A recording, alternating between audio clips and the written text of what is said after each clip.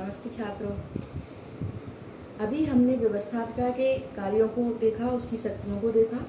अब हम व्यवस्थापिका के जो संसद के दो सदन होते हैं, लोकसभा और राज्यसभा, इसमें से पहले सदन के बारे में, लोकसभा के कार्य एवं शक्तियाँ, उसके सदस्यों की क्या योग्यता होती हैं, इसके ऊपर एक प्रश्न है जिसको सभी छात्र तैयार करेंगे, लिखेंगे।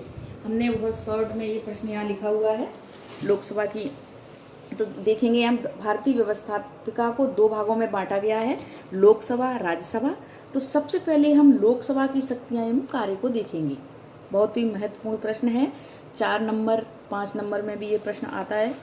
कक्षा 10वीं के लिए भी महत्वपूर्ण है और कला समूह के सभी छात्रों के लिए प्रश्न बहुत ही महत्वपूर्ण है। हमारे देश में केंद्र की व्यवस्थापिका का नाम संसद है। संसद के दो सदन हैं, लोकसभा, राज्यसभा। यहाँ हम लोकसभा के बारे में आज अध्ययन करेंगे। लोकसभा हमारे देश की संसद का निम्न सदन है। इसके सदस्यों की अधिकतम संख्या 545 है। लोकसभा में मध्य प्रदेश से 29 सदस्य निर्वाचित होकर जाते हैं। इसमें 18 वर्ष पूर्ण कर चुका नागरिक मत दे सकता है। यानी लोकसभा के जो सदस्य निर्वाचित होते हैं उनके लिए जो हमारे यहाँ के वयस्क नागरिक हैं, 18 वर्ष पूर्ण कर चुके हैं, वो मत दे के इनका चुनाव करते हैं। लोकसभा का कार्यकाल सामान्य रूप से 5 वर्ष का होता है और प्रधानमंत्री के परामर्श से राष्ट्रपति समय से पूर्व इसको भंग भी कर सकता है, उसको अधिकार होता है। यहाँ लोकसभा के जो सदस्य होते हैं इनकी योग्यताएं भी लिखी हुई हैं, उनको छात्र नोट करेंगे। पहली योग्यता है लोकसभा सदस्य की क्या योग्यताएं होनी चाहिए, ये कभी कभी 1 या 2 नंबर में आ जाता है। वह भारत का नागरिक हो। दूसरी योग्यता है आय वर्ष, यानी 25 वर्ष हो उसकी आयु, 25 वर्ष या अधिक हो, यानी 25 वर्ष तो होनी ही चाहिए।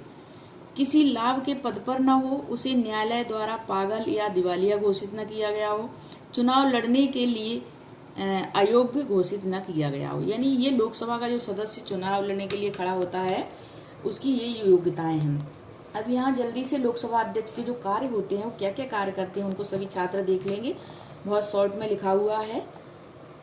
सदन की कार्यवाहियों की अध्यक्षता करना। लोकसभा अध्यक्ष क्या क्या कार्य करता है, वह सदन की जो कार्यवाहियाँ होती हैं उनका एक अध्यक्ष होता है, अध्यक्षता करता है।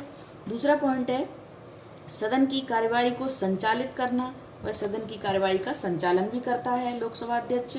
सदन में शांति व्यवस्था स्थापित करना उसका कार्य होता है और धन विधेयक पर निर्णय देता है लोकसभा अध्यक्ष। धन विधेयक पारित होते हैं सदनों में उन पर अपना निर्णय देता है। कानून विधेयक जो पारित होते हैं उन पर लोकसभा अध्यक्ष अपनी निर्णय समिति से अपना निर्णय देता है, सहमति देता है। अधिकारों का संरक्षण करता है, वो सभी जो नागरिकों के अधिकार होते हैं उनका संरक्षण करता है।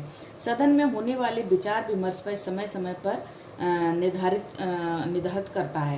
यानी जो भी विचार विमर्श होते हैं नीतियों के संबंध में, कानूनों के संबंध में, उस पर लोकसभा अध्यक्ष अपनी सहमति प्रकट करता है। इसलिए ये जो प्रश्न है लोकसभा सदन के बारे में, उसकी शक्तियाँ एवं कार्य, सभी छात्र लिख लेंगे। इस प्रश्न को छोटा सा प्रश्न है।